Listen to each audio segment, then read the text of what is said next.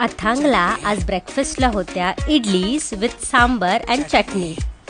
3-4 खातोच तो idlis because खूप soft and spongy बनतात.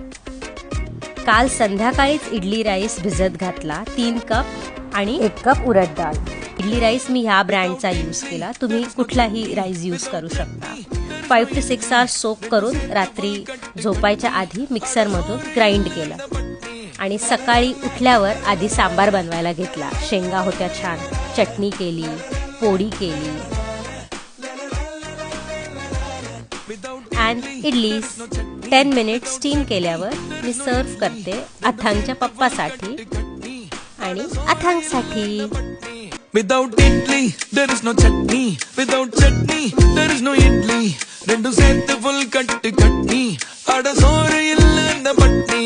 La la la.